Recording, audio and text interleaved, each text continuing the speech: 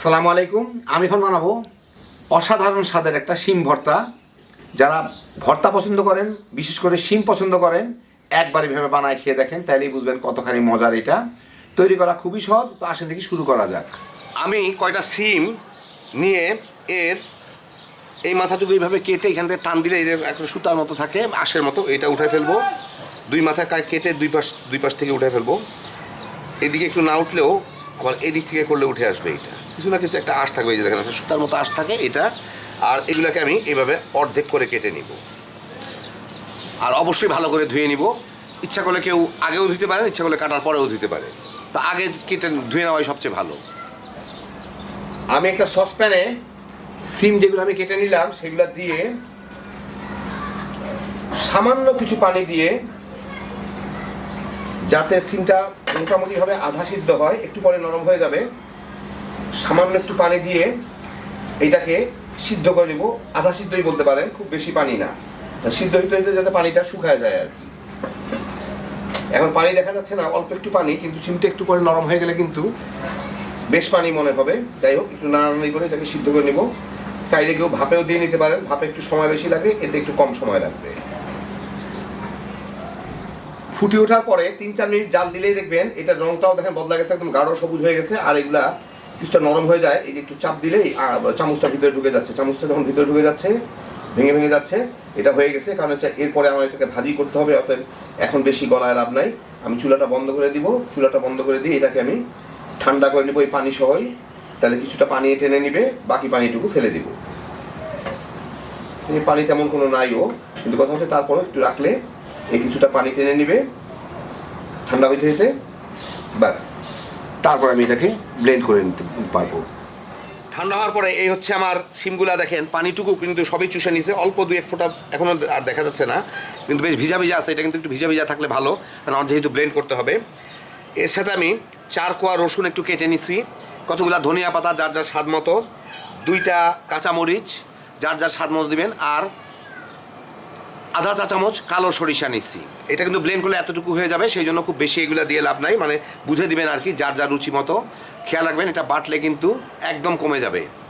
আমি কিন্তু এখানে আধা কেজি সিম নিছিলাম, তো এইটাকে যাতে এইগুলা বেশি হয়ে না যায় আর কি, মোটামুটিভাবে যার যার রুচি মতো দিয়ে নেবেন। এখন এইগুলাকে আমি ব্লেন্ড করে নিব অথবা বেটে নিব। ব্লেন্ড করার চেষ্টা করবো, এটাই সুবিধা। বাটা একটু আমার পক্ষে ঝামেলা, তো যাই হোক, যার যার খুশি মতো করে নিতে পারবে।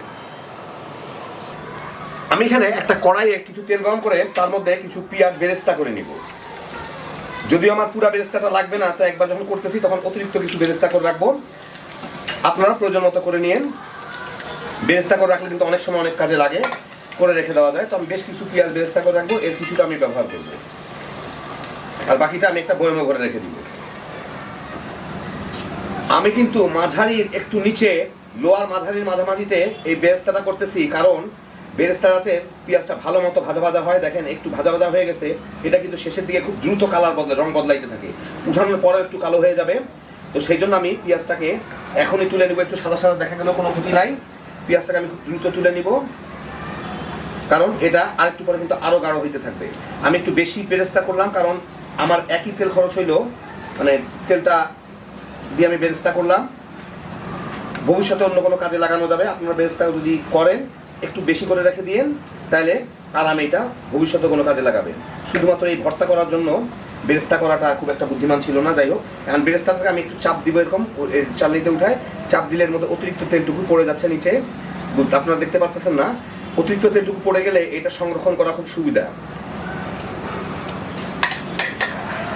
এটা তারপরে আমি একটা থালার মধ্যে নিয়ে এটাকে একটু ফাঁক করে দিব, জলদি ঠান্ডা হয়ে যাবে, তাহলে আর খুব একটা বাদামি হবে না।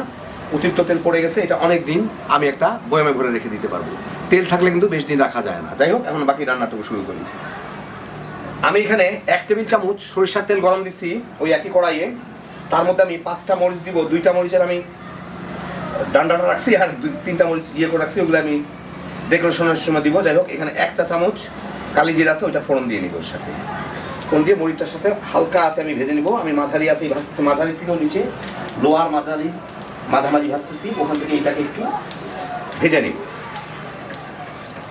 1 মিনিটের মধ্যেই মরিচগুলো ভাজা হয়ে গেছে, আমি মরিচগুলোকে তুলে ফেলি। আধা মিনিটের মধ্যেই, পোড়ায় লাভ নাই। এখন এর মধ্যে আমি ওই বেটে রাখা, গ্রাইন্ড করে রাখা, ব্লেন্ড করে রাখা ভর্তাটা দিয়ে ভেজে নিব।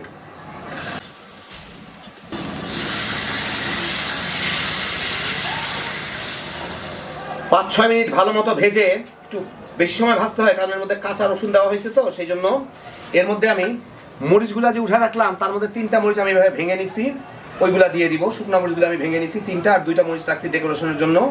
যার যার পছন্দ মতো মরিচ দিয়ে দিবেন। স্বাদ মতো লবণের মধ্যে লবণ দেওয়া হয় নাই, লবণটা দিয়ে একটু মেখে দেখতে হবে আমার কতদূর হইল।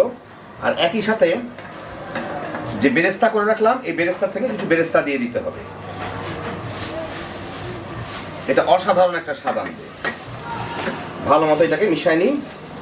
চুলা কিন্তু এখনো চলতেছে, লোর কাছাকাছি আছে জালটাকে। ভালো মতো মিশলো, আমি একটু লবণটা দেখি এখন খালি। লবণ ঠিক আছে। কেউ যদি একটু বেশি মজা করতে চান, চুলাটা বন্ধ করে দিই, কেউ যদি একটু বেশি মজা করতে চান অল্প একটু চিনি দিয়ে দিতে পারেন মিষ্টি মিষ্টি করতে, অথবা এরকমই রাখতে পারেন। এখন আপনাদের আমি একটু বেড়ে দেখাচ্ছি। হয়ে গেল আমার অসাধারণ স্বাদের শিম ভর্তা। তো এই দেখেন হয়ে গেল আমার দারুণ মজার শিম ভর্তা। একবারে ভেবে বানায় খেয়ে দেখেন, বিশেষ করে বেরেস্তাটা দিয়ে, তাইলেই বুঝবেন কতখানি মজার হইতে পারে ভর্তাটা। গরম গরম ভাতের সাথে তামা তামা করে খেয়ে ফেলাইতে পারবেন। হ্যাপি জোশের একটা ভর্তা। আল্লাহ আপনাদের সবাইকে ভালো রাখুন, সুস্থ রাখুন, নিরাপদে রাখুন। ইনশাআল্লাহ বেঁচে থাকলে আবার দেখা হবে। আল্লাহ হাফিজ।